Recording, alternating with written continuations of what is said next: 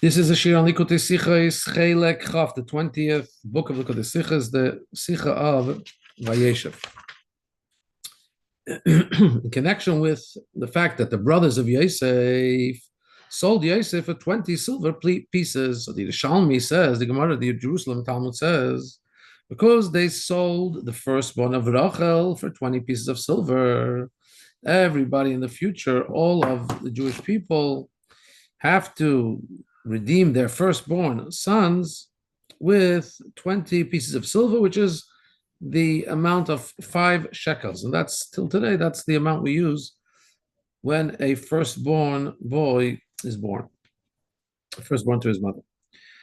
Then he continues and says, because they sold the firstborn of Rachel for 20 pieces of silver, and each of the brothers got 2 pieces of silver, 20 divided to 10 is 2, which equals exactly a half shekel. Because if we said that 20 pieces of silver is 5 shekels, so that means that each 2 pieces of silver is a half shekel. So therefore, because every one of those that participated in the sale of Yosef got a half a shekel, so for the future, everybody will have to give a half shekel every year as an atonement. And that becomes the law of the machzis shekel of the half shekel, which means to say that because of the act of the sale of Yosef, the Jewish people became obligated in 2 kinds of payments: the payment of the redemption of the firstborn and the payment of the half shekel, which they now have to give. The Mefarshim explain the connection between them. Machzis HaShekel is considered koifer nafshe. Machzis HaShekel is considered a atonement for the soul. That's what the Torah says. Every year the Jews are instructed to give a half shekel to be atoned for their soul. Which, according to what we know, because of the sin of the sale of Yosef. That's why there is the decree of exile for all generations. In other words, what happened here in the sale of Yosef was not just a story of brothers doing something wrong to their brother. This became cosmic. This became the story of the Jewish people, that because of this horrible sin of selling their own brother, the Jewish people entirely was later exiled. So something very wrong was taking place here. And that's why the sale of Yosef is a continuum. It's a sin that continues because we're still in exile. So the result is still not what they put into motion. The Jewish people going to exile still hasn't ended. That's why we still need the concept of the kaifer, of the kapara, of the cleansing, of the atonement to also continue. Okay, so that's why the half shekel is something that continues. The half shekel, let's hang on 1 second. The half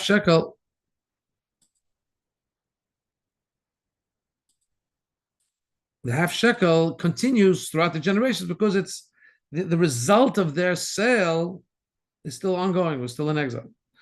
And the reason for the redemption of the firstborn, it says, what is the reason given in the Torah for the fact that a firstborn Jew needs to be redeemed? It says that Hashem killed every firstborn in Egypt. That's why, because Hashem kept the Jewish firstborns alive while he kept the firstborns, while he killed the firstborns in Egypt. Therefore, we have a mitzvah to redeem the firstborn. So we understand that the reason that the firstborns of the Jewish people were in a danger is because of the sale of Yosef. That also puts something into motion, which later endangers that in Egypt they're also in danger of losing their lives. Not just the firstborn Egyptian, but also the firstborn Israelites. And that's why Hashem makes a miracle for them, and he saved them in Egypt. So for a remembrance for that, as a payment for that, throughout the generations, any firstborn that's born to his mother, firstborn Jewish boy, needs to be redeemed. So now we have to understand, why is it that the sale of Yosef brings with it 2 kinds of continuums so to speak, atonements that are required. The payment of by every Jew of a half shekel once a year, and the payment of the redemption of the firstborn to any firstborn that are born. Wouldn't it be enough if the atonement would just happen in one of those ways?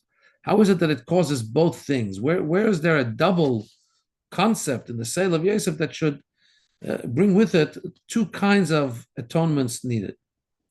That's question number one. Paragraph two.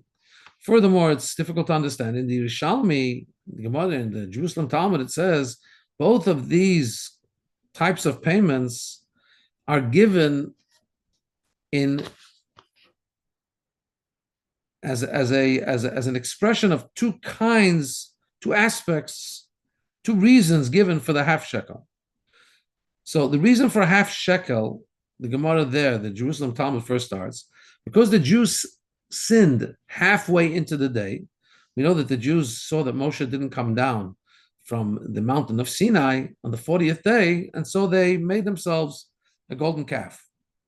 So because in the middle of the day, they did it at the height of the day, because at the middle of the day, they made a golden calf, that's why they have to give a half shekel to atone for that.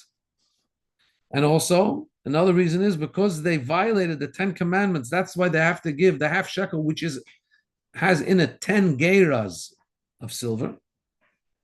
And then the Talmud there gives another reason, because they sold the firstborn of Rachel. That's why every firstborn child has to be redeemed with 5 shekels. And also, everybody has to give a half shekel. So we see here, very strange, again, they sinned in half a day, that's why they give half a shekel. They violated the 10 commandments, that's why they give half shekel, which is 10 geiras worth.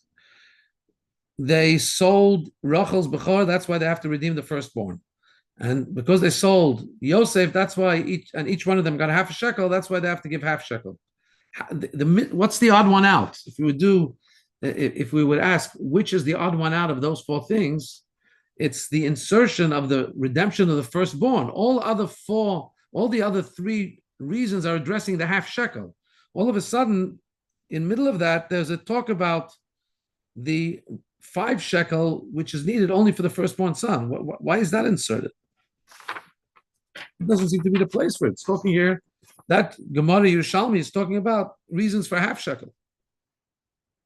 So why is that firstborn inserted? That topic of the firstborn inserted there. So it must be that they're actually not 2 separate things. It must be there's a causation. There's one follows the other. It must be that somehow the aspect of the sale of Yosef, which later requires the redemption of every firstborn by 5 shekels, must be also an introduction to the fact that the sale of Yosef, where each of the brothers gets a half shekel, is the reason for paying a half shekel for the rest of history. Somehow they're interconnected and related, and the Rebbe is going to address where those 2 seemingly separate things, where the redemption of the firstborn is a result of the sale of Yosef, and the giving of half shekels was the sale of the sons of Yosef, how that actually joins together. Paragraph 3.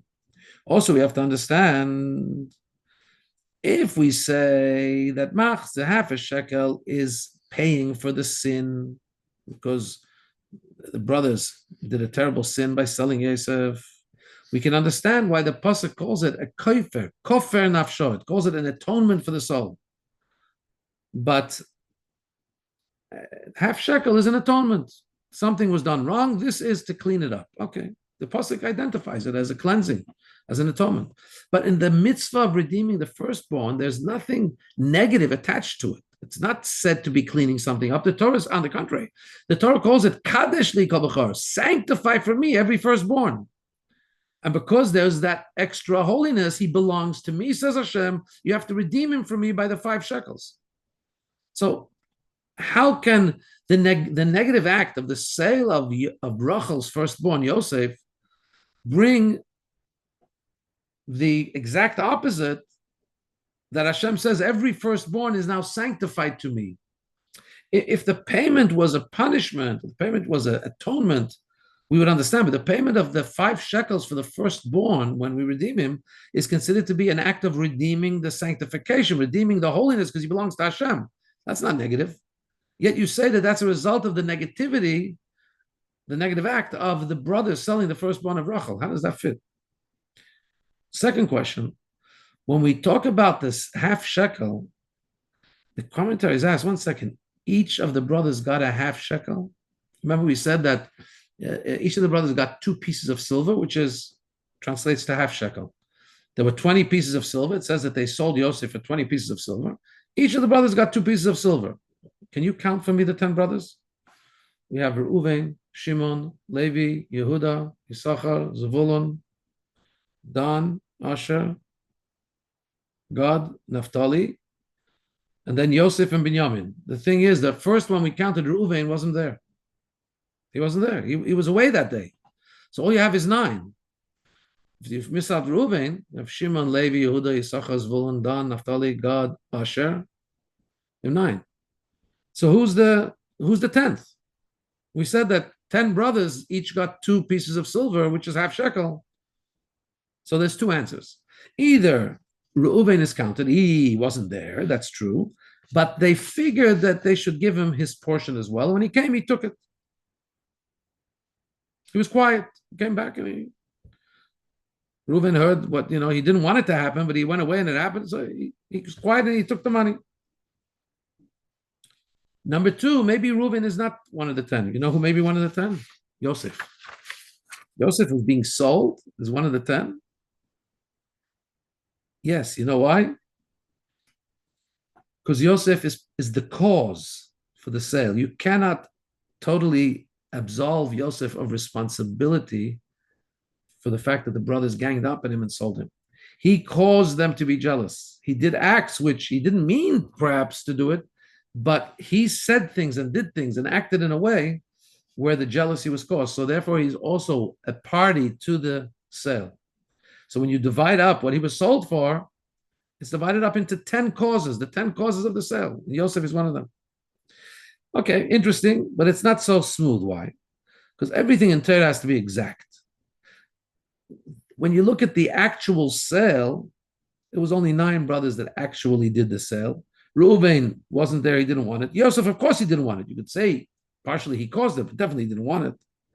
So how can you consider that Yosef or Reuven, one of the 2, is considered one of the 10, and therefore we'll say that each of the brothers received an equal portion, and it's exactly 2 pieces of silver, which is exactly half a shekel, and it fits into the fact that Hashem later says, give half a shekel. Something doesn't fit here.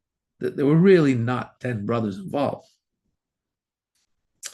So we have a lot of questions. Now we have to start to answer. Paragraph 4.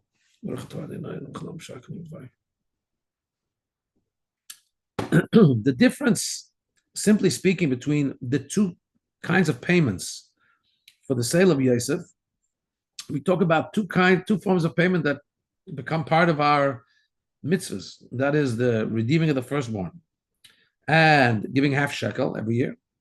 What's the difference between the 2 of them? We talk about the redemption of the firstborn, so the amount that's paid is the amount of the value of Yosef. How much was Yosef sold for? For 20 pieces of silver, which translates to 5 shekel. That's the amount that the firstborn needs to be redeemed for. When we talk about a half shekel, what is a half shekel? A half shekel is the amount that Yosef was sold for, but divided into 10. It's how much each brother received off the sale, which means that there must be each of these forms of later payments. The firstborn being redeemed for 5 shekel, which is the full amount of Yosef's value, what he was sold for, and the half shekel, which every Jew gives every year, which is the amount every brother received. There's 2 aspects in the sale of Yosef. There's the fact that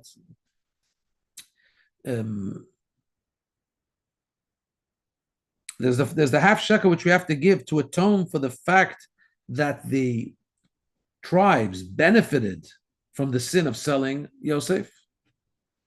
And then there's the 5 shekel which you have to pay to redeem the firstborn, which that is a payment for what was done to Yosef, that he was sold for 5 shekel. There's something that changed in Yosef by him being sold for 5 shekels. So now we can explain a little bit what we're talking about. How could it be that selling Yosef, which was negative, then causes a positive thing that Hashem says, I sanctify every firstborn and you have to pay up 5 shekels?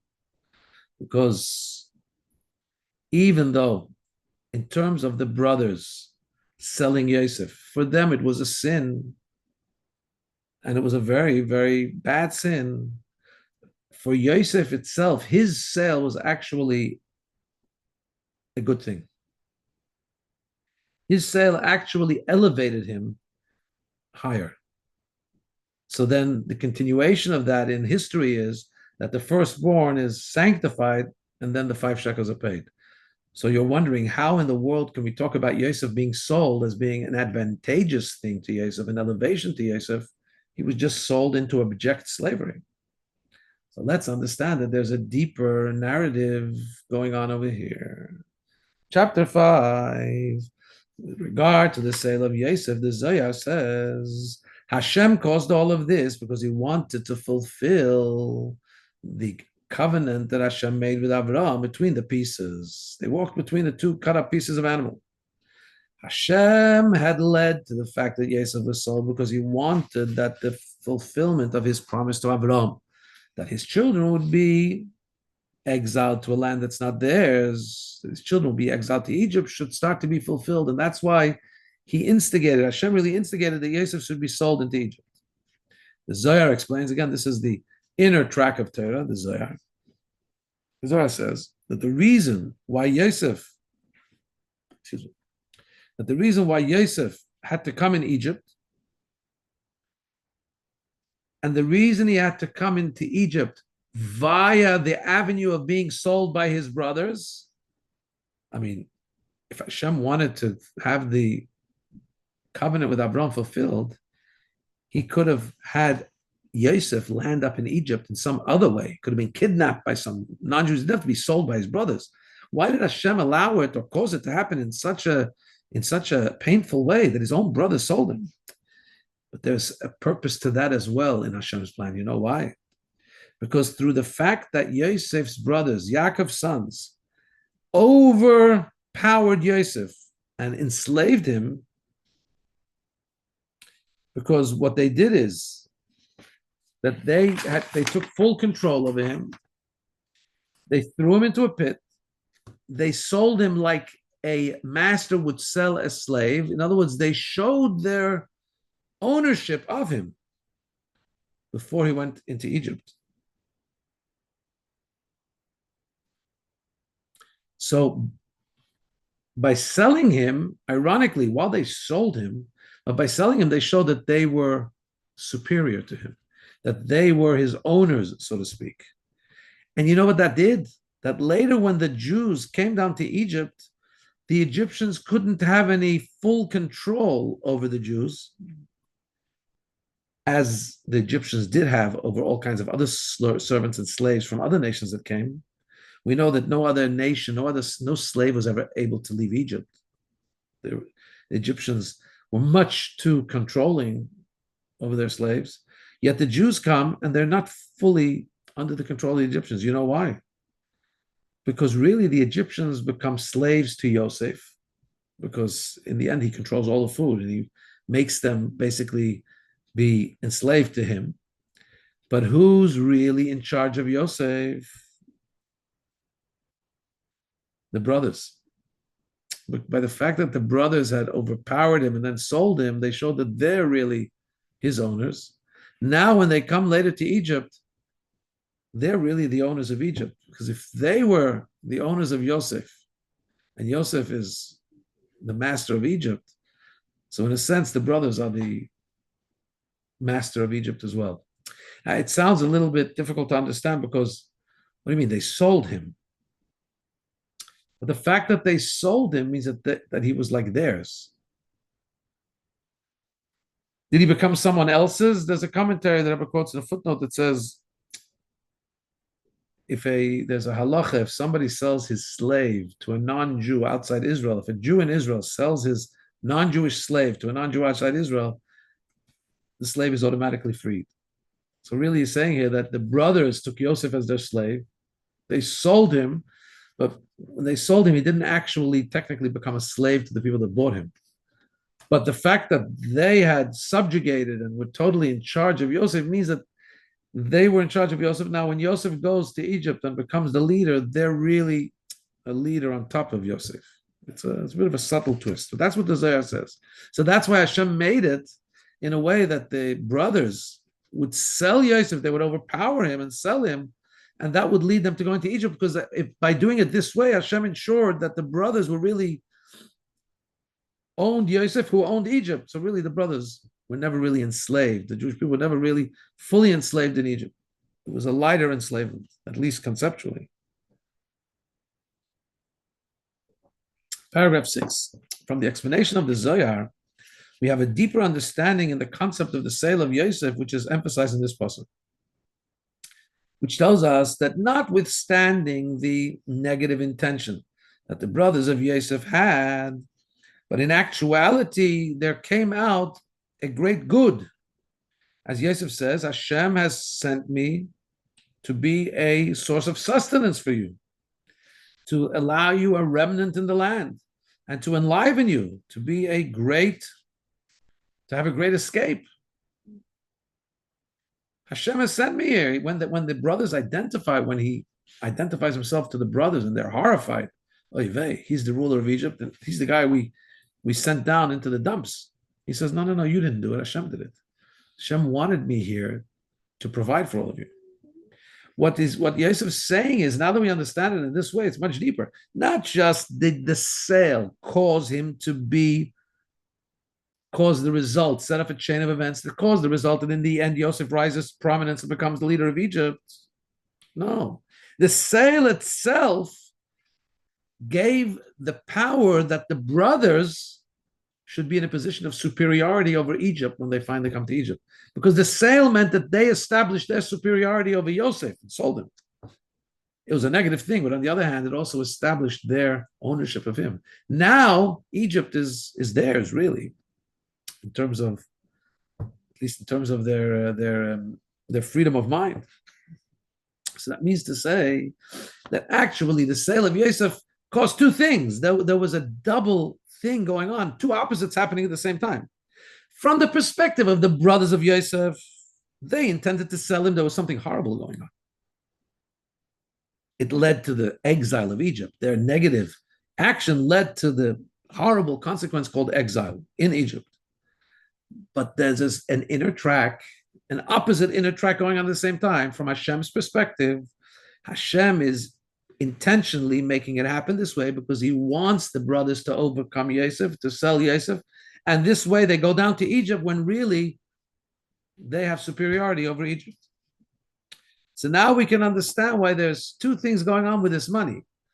What's the connection between redeeming the firstborn with the same amount of money that Yosef was sold for, Rachel's firstborn? Because the sale of Yosef also achieved that Yosef became, so to speak, purchased and owned by the brothers.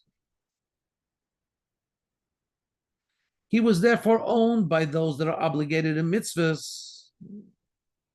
He was owned when he was still in the Holy Land.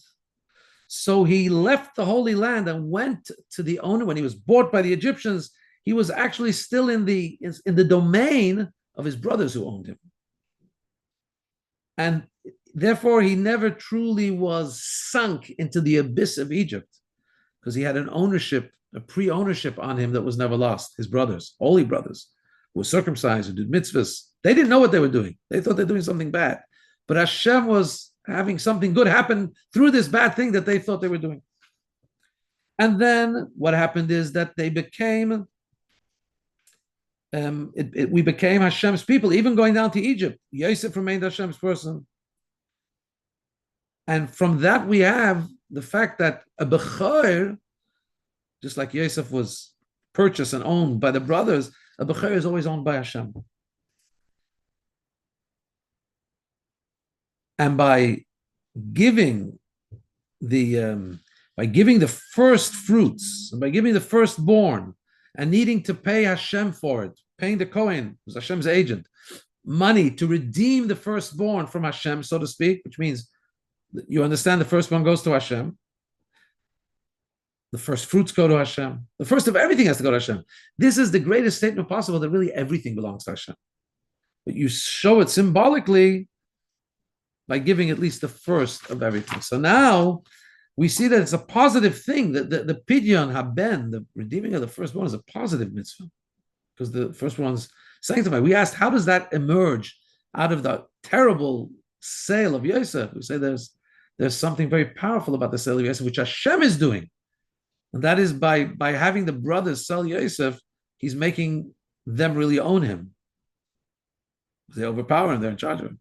And that plays itself out later, that in Egypt, they're not really sunk into the abyss to be under the ownership of the Egyptians. Really, they're under the ownership of the brothers of Yosef. Which reminds us that the firstborn really is acquired by Hashem. Hashem has a plan. Hashem takes him. You have to redeem him from Hashem. That's a mitzvah. It's a positive mitzvah. Now we can also understand that there's a second aspect. The second part, which is the half shekel, that's because of the sale of Yosef, where the brothers did something wrong from their perspective. So paragraph 7, according to this, we'll understand why our sages tell us about about the atonement for the sale of Yosef, that how many people participate in the sale? 10. Even though we know that Reuven and certainly Yosef didn't agree to it. So why do we count? Where's the 10th? Because in order that the sale of Yosef should be able to become something good, in order it should be able to incorporate within itself the redemption, the advantage of redemption.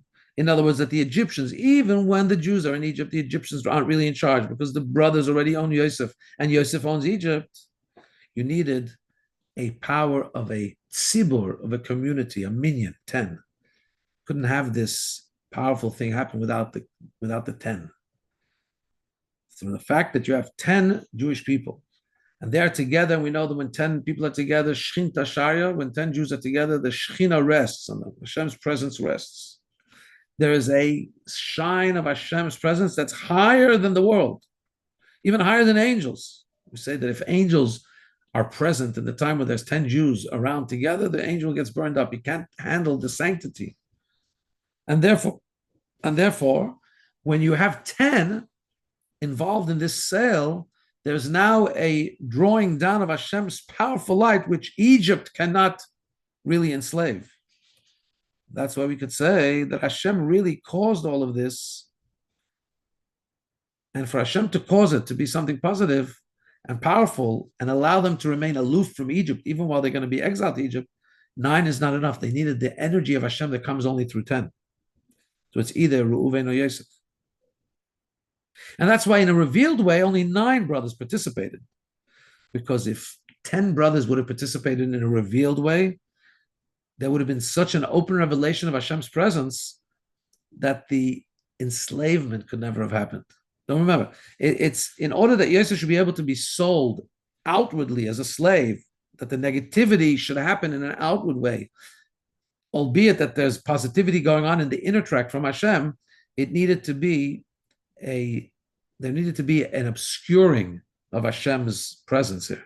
So there couldn't be 10 selling. If there was 10, there would be such an open revelation of God. It would have just been good in a revealed way. The sale couldn't have happened. So there was 9, and in an obscured way there was 10. In a roundabout way there was 10, either Reuven or Yosef, but really in a revealed way there was 9. So Hashem's presence is not there openly. So the negativity on the outside is taking place. Yosef is sold to the abyss of slavery. But Hashem is really behind the scenes saying this is a good thing. And there, behind the scenes, there are 10, either Reuven, who later acquiesces, or Yosef, who's there and part of it. So now we'll understand paragraph 8. Now we'll understand why the atonement of the soul for the sale of Yosef is the half shekel. What is done with the half shekel? The half shekel was the money that was used to buy communal sacrifices. You didn't buy personal sacrifices from the half shekel. The half shekel was a community fund to buy the community sacrifices.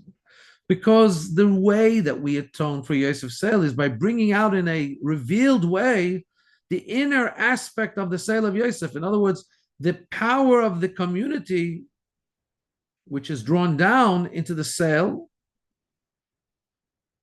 And when you bring down Hashem's power, the power of of Hashem, the way he rests on a tzibur, the way he rests in a community, if you bring that out to the forefront, then you reveal Hashem's plan, that really this is all for the good, that really this is leading to redemption. So that's why the giving half shekel by the community for communal sacrifices is trying to pull away the curtain from the negativity of, it's atoning for Yosef's sale, pull away the curtain from the negativity of the sale to reveal the inner track, what Hashem was really doing here, making the Jews invincible to the Egyptians. And this is also one of the reasons we give a half shekel.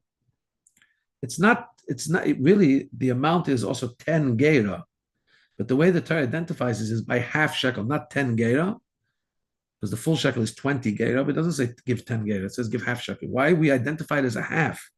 Because when we talk about a half, that means that every Jew giving half understands that as an individual, he's not a complete thing. He's only a half. In order to become a wholesome thing, you need to have another Jew with you. How many do you need?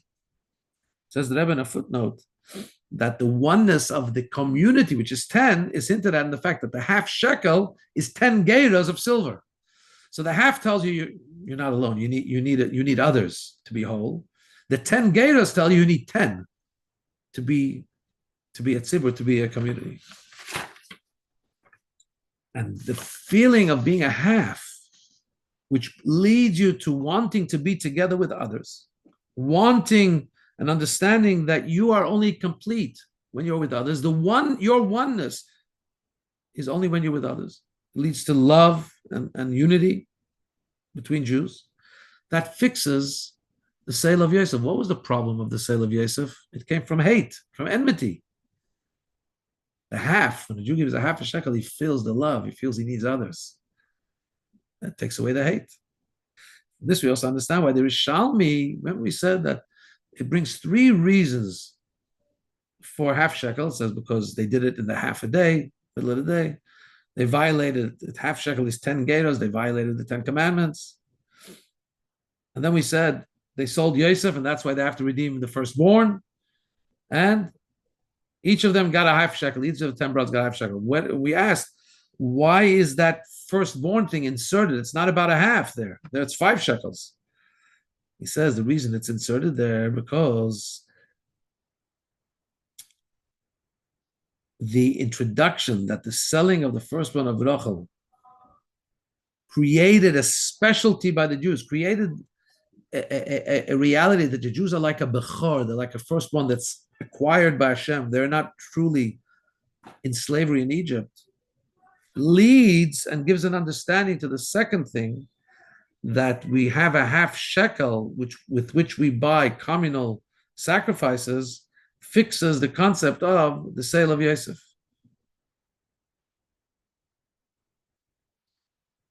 Let's understand that, because I didn't understand it fully. 1 second. So by first telling you that the reason that the Jewish people have to redeem their firstborn because of the sale of Yosef for 5 shekel, it tells us that remember we said the fact that this becomes a positive thing is because in Hashem's track there's positivity. The fact is that the Jews taking Yosef, the brothers taking Yosef, means they own him, and the Egyptians therefore don't own him. They own him, and he owns the Egyptians later on, so they really are superior to the Egyptians, even when they're in exile. But that helps us understand that the giving a half shekel from which we buy the communal karbonos fixes the concept of the sale of Yosef. I translated it, but I'm not fully sure I understood it. Paragraph 9. As we said earlier in paragraph 3, there's 2 ways we can count, and here's a phenomenal teaching that I was going to teach us. There are 2 ways we can count who are the 10 brothers involved in the sale. Was it Reuven or Yosef? Was it Reuven who wasn't there for the sale, but later when he heard about it, he didn't say anything, and maybe even took the money that they divided? Or was it Yosef because he had caused the lead up to the jealousy, did things that caused him to be jealous and caused himself to be sold. Which one do we include in the 10? So now that we say that really what's happening here with the 10 is because Hashem is creating for them something very powerful. They become a community, they become a receptacle, they become a place where Hashem's presence rests. So it means it's something positive. The 10 is really positive. So we have two lessons we can learn from here. First of all, if we say that we're counting Reuven, what do we learn from that? Reuven had a choice. When he came, he wasn't there in the heat of the moment. Reuven had said, let's not do anything. When he's away, they sell him. He comes back now, he has two choices. To say, I protest, or to silently acquiesce. What does he do? He joins them. You know what that tells you? That when there's a question of being part of the community or not, even if the rest have done something and they're not the way they should be, but still, that's the community. And the power of unity is so great, that you don't eject yourself from the community. Reuven did not agree. He didn't agree. He wanted to save his brother and bring him back to his father. Nonetheless, after it was done, what is he going to do now? He can either protest and separate, or he can be part of his brother's congregation, and that's what he does. And that's the teaching, says the Rebbe, for a Jew. Even when we're talking about a friend that unfortunately is not doing that which he should do, and it looks like he may be very far, the way you look at him, the way the person, maybe it looks like they're very far from Hashem's Torah and service of Hashem. First of all, we have to be close to him and treat him with love. Don't give up. Find the way to bring him close to the Torah. It's not so simple to say, oh, that person's a reject, I'm going to just stay far away from him. No. Be close to them. Don't learn from him, but see what you can do to make him better. Don't just take the absconding way. Don't run away. Jewish togetherness is too important, too significant than allowing a fissure and allowing a break in the community. Try and do what you can. Paragraph 10. Then there's even greater chiddush. There's an even greater teaching here. From the second way of looking at it is that Yosef was part of it, right? So what we're saying is, in the same vein of what we just said before, Jewish unity, even when we're talking about, let's see Yosef's perspective. How is he part of these 9 brothers that have just done the worst thing in the world to him? Even if somebody's doing such bad to you and causing you pain, just like the pain that they caused Yosef, still you have to have a feeling of oneness and unity with them. Not just after the deed was done and now it's fait accompli, even while it's unfolding. You see, Yosef is part of the 10 even while he's being sold and they're giving the money. We consider him part of the 10. In other words, he considers himself part of his brothers even when they're doing the worst thing to him. Not just he makes peace with it in the end. While it's happening, he understands that whatever happens, he's not segregating himself from his brothers. He's part of the crew. He's part of the... And what do we have to do? Even while someone is doing something wrong, says the Rebbe, the Mishnah tells us, judge everybody in a favorable way. Not just that, feel yourself lowly and insignificant before every other person. How can that be? Because you don't know what the other person's dealing with. Maybe you're better, objectively, but that's just because you don't have those temptations. So Yosef, even while his brothers are selling him, he doesn't judge them. He remains one unit with them. And that's why he's considered one of the participants in the sale in an ironic way. Especially when we're thinking about somebody else that we don't get along with. Remember what it says in Tanya, that everything is by divine providence. And even though the person that may have done something wrong to you has his own free choice, but nobody can do anything to you, even when they have free choice. Nothing can happen to a person without Hashem intending it to happen to him. And it must be that it was already, maybe the guy who did the bad thing has to get punished. But the one who the bad thing was done to has to know that it's from heaven. Nothing can happen if it's not from heaven. So it means to say that really the one to whom the bad thing is happening is actually liable. He's the cause for that bad thing.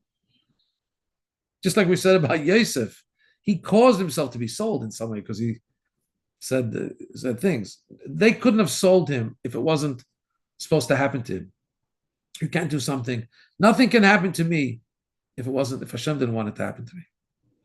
So therefore, when we have even somebody doing something bad to us, we still have to try and understand it's not him, it's heaven, it's Hashem.